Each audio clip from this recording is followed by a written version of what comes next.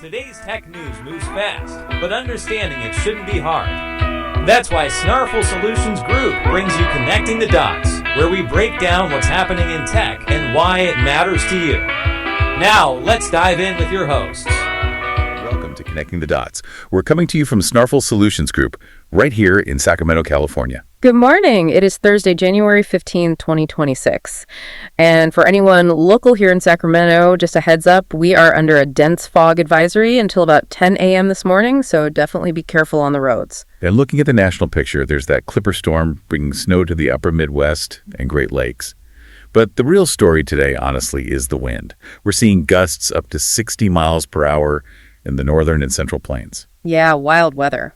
Now, looking at the markets, things were a little mixed at yesterday's close. The Dow Jones did edge up a bit. Just a little, right, up about 0.21%. Exactly.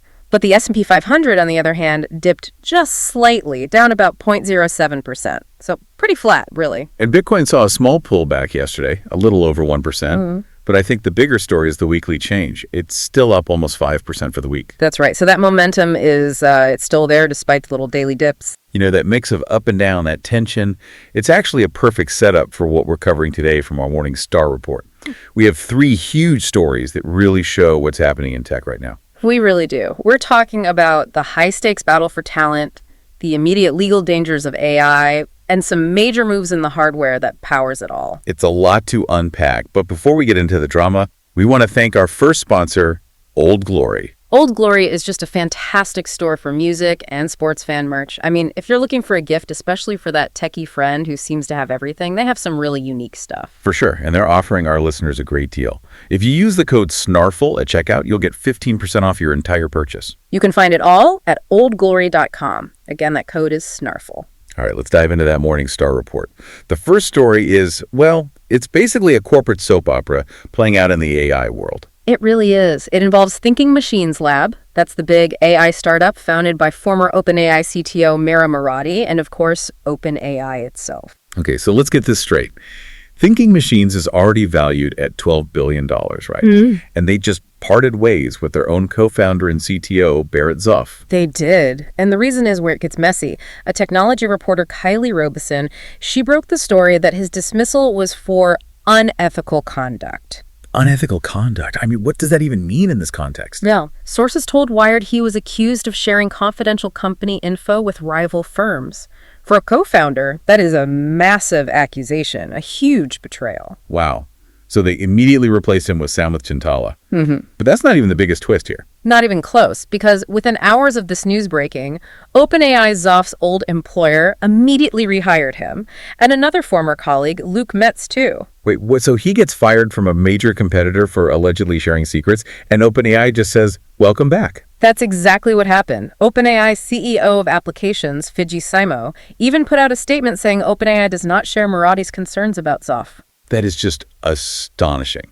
It's a public slap in the face.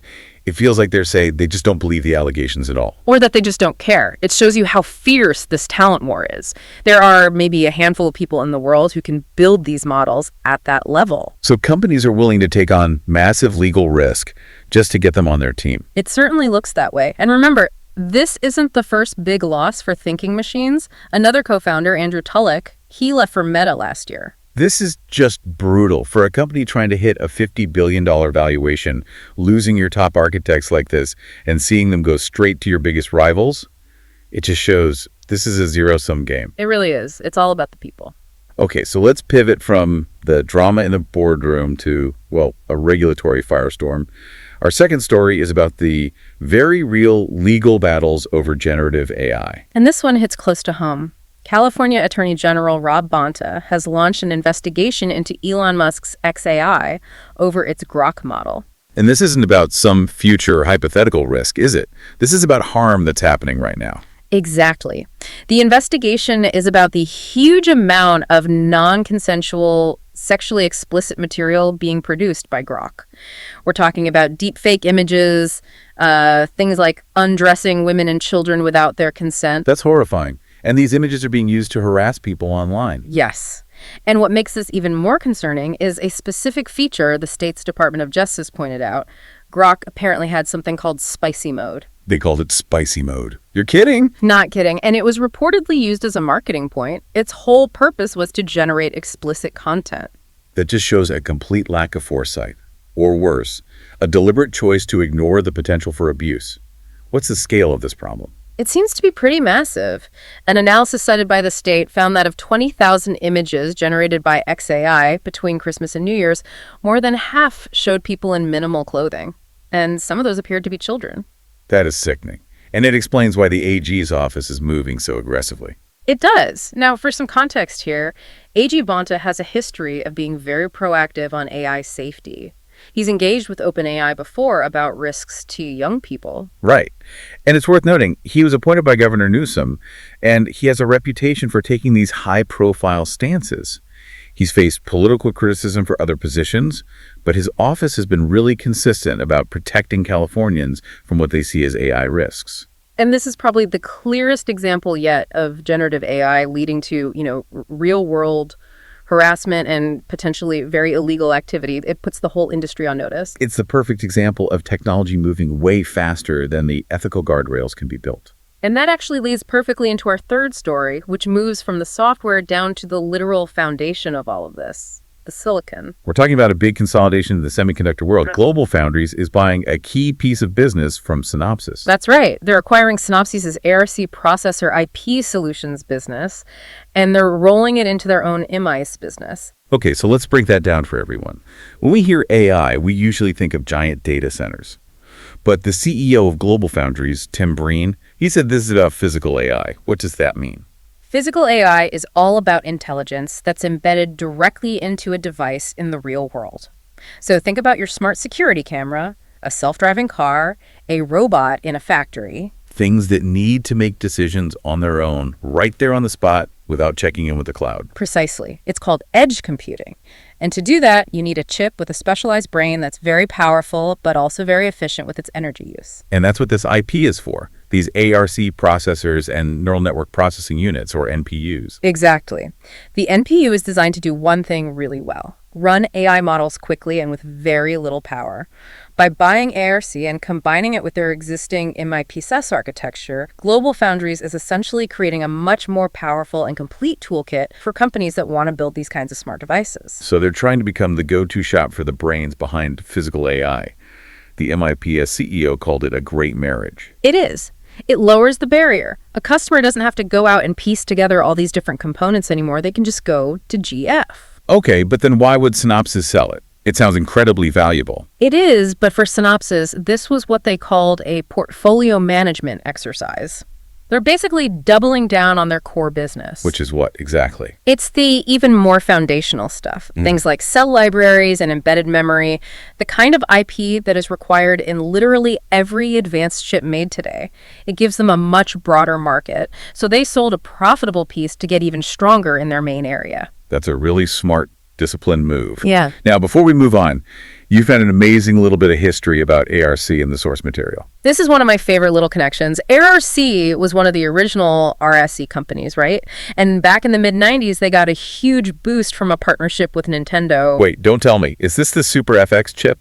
It is. The chip that powered games like Star Fox and brought 3D graphics to the Super Nintendo. It was a fully programmable RISC microprocessor. Some people actually consider it the world's very first GPU. That's incredible. So the technology that helped us do a barrel roll in an R-Wing is now part of the foundation for self-driving cars. It's the same lineage now being used to power the next generation of physical AI. It just connects everything. It really does. All right, we're going to take one more quick break to thank our other sponsor, and then we will connect all these dots for you. Today's show is also brought to you by Scrutiny, the premium golf shoe store. If you're looking for shoes that are stylish, incredibly comfortable, and perform on the course, you really have to check out Scrutiny. And just like our other sponsors, they have a great offer. Use the promo code SNARFL at checkout for 15% off your entire order. That's at scrutiny.com. Again, the code is SNARFL for 15% off. Okay, so let's recap the big takeaways today. First, the war for AI talent is getting faster and messier. The Barret Zoph situation proves that key people are now more valuable than traditional corporate caution. Second, the risks of generative AI are here now. The investigation into XAI's Grok shows that when technology causes clear and serious real-world harm, regulators are ready and willing to step in and step in hard. And finally, the hardware that runs everything is consolidating. GlobalFoundries' acquisition of ARC is a huge bet on physical AI, positioning them to be a key player in the smart devices that will shape our future. Which brings us to our final thought for you to consider today. When you see the speed of these talent wars and you see companies marketing features like spicy mode, and then you compare that to the much slower pace of law and regulation, it really makes you wonder. Is it even possible for our legal and ethical rules to keep up with the technology that's advancing this quickly? It's the central question, isn't it? I think it is. We're here to help at Snarful, so reach out on our website if you have any more questions. That's a wrap on today's top stories. Remember, tech doesn't have to be complicated, and we're here to help connect the dots. If you've got questions or want to learn more, visit us at snarful.com. Thanks for listening, and we'll catch you next time.